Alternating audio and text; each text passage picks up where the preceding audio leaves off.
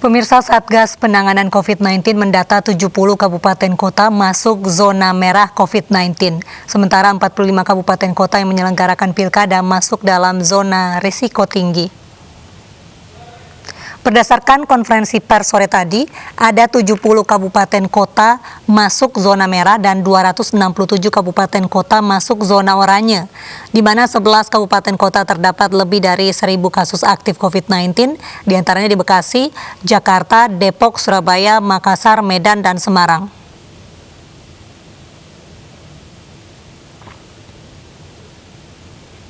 Sementara dari total 309 kabupaten kota daerah pilkada, 14,56%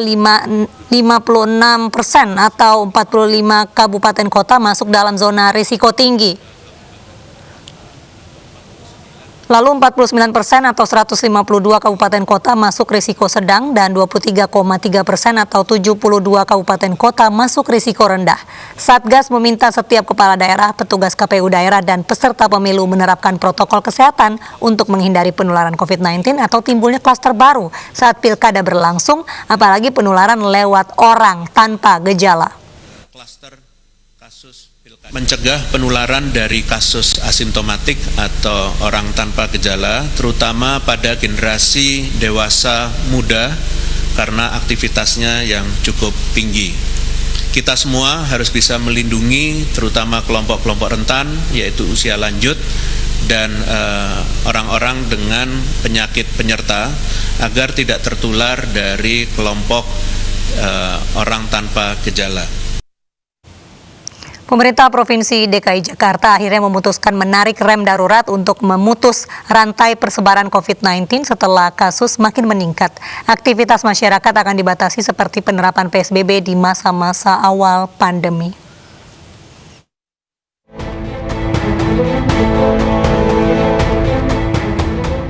Gubernur DKI Jakarta Anies Baswedan menarik rem darurat penanganan COVID-19 di ibu kota. Setelah beberapa bulan terakhir diterapkan PSBB transisi, Jakarta kini kembali menerapkan pembatasan sosial berskala besar yang ketat. Keputusan diambil Pemprov DKI dengan mempertimbangkan sejumlah faktor, yakni ketersediaan tempat tidur rumah sakit yang hampir penuh dan tingkat kematian yang tinggi. Dengan diterapkan PSBB ketat, Gubernur Anies mewajibkan sebagian besar perkantoran menerapkan bekerja dari rumah atau work from home.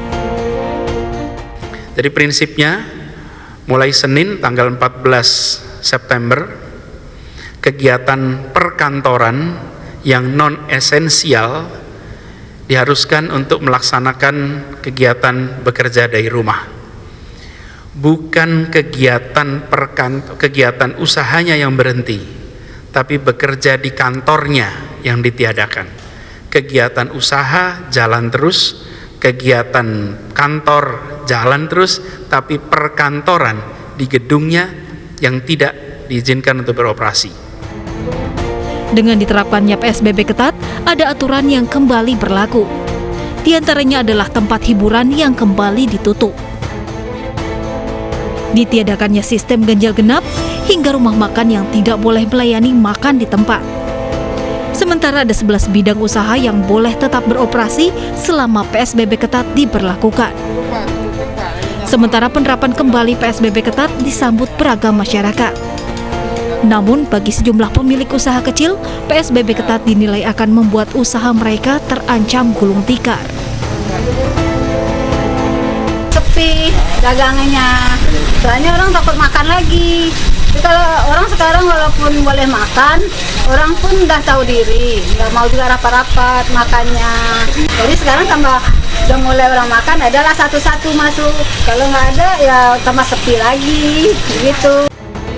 Sebelumnya PSBB transisi diberlakukan sejak 5 Juni 2020 dan kembali menggerakkan ekonomi di ibu kota.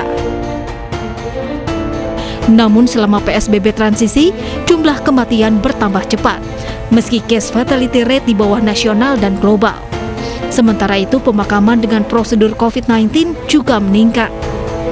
Bahkan jika PSBB total tidak diberlakukan segera, Gubernur Anies menyatakan tempat tidur untuk pasien COVID-19 akan penuh pada 17 September mendatang. Dari Jakarta, Tim Liputan iNews melaporkan. Meski Pemprov DKI Jakarta kembali memberlakukan PSBB, Menko Perekonomian Airlangga Hartarto menegaskan aktivitas perkantoran tetap berjalan. Aktivitas perkantoran pemerintah maupun swasta dibatasi dengan pembagian kerja antara bekerja di rumah dan bekerja di kantor. Pemerintah tetap berjalan sesuai dengan peraturan yang diterbitkan oleh Kementerian Menpan RB, sehingga pemerintah mengatur antara work from home dan work from office. Dan tentunya kalau untuk bekerja perkantoran tetap disiapkan flexible working, jadi ada yang kerja di rumah, ada yang kerja di kantor. Nanti tentu presentasinya akan ditentukan dan pemerintah juga akan menggelar operasi justisi, yaitu operasi yang akan mengetatkan kedisiplinan masyarakat. Dan ini tadi sudah dirapatkan juga dalam komite yang melibatkan juga Wakapolri dan Wakasat, sehingga ini akan terus dijalankan juga termasuk di perkantoran. Pemirsa, sejumlah negara termasuk Malaysia menutup pintu masuk bagi WNI akibat lonjakan kasus virus corona di Indonesia. Namun di sisi lain, Bandara Soekarno-Hatta masih melayani rute penerbangan dari dan ke Malaysia.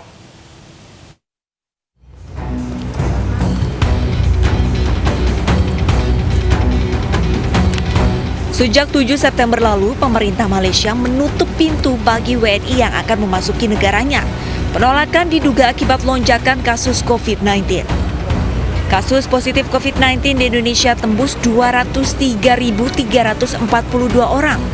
Penutupan akses tidak hanya bagi WNI, warga negara India dan Filipina juga ditolak masuk pemerintah Malaysia.